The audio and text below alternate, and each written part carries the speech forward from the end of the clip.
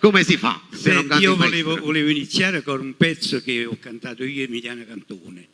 Bene, un pezzo che fa parte poi del disco nuovo che uscirà al più presto, mi auguro, che è Amore a nasconuto. Questa canzone, gli autori, maestro? Che si chiama Mario Castillo.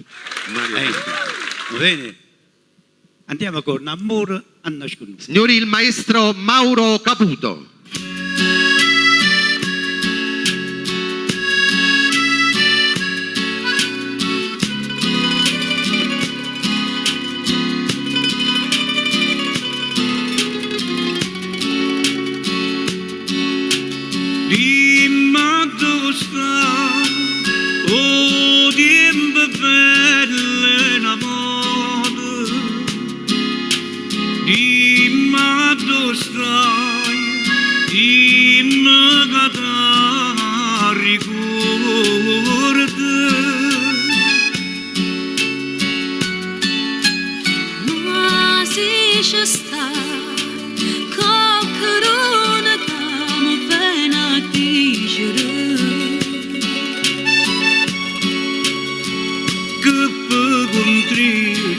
Io solo che pensare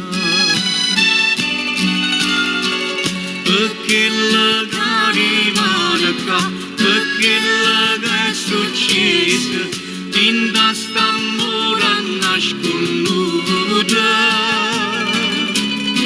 sono come belli compagni sono l'ombre facce e pochi sa forse su chi la che sarà.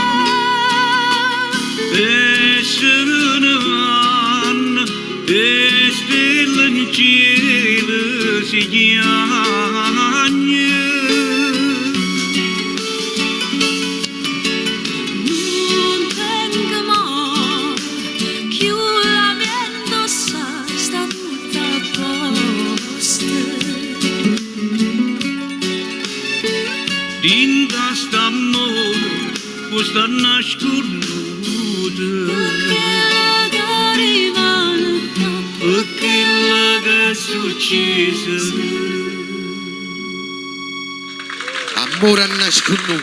Bella, bella questa canzone. Maestro, com'è nata?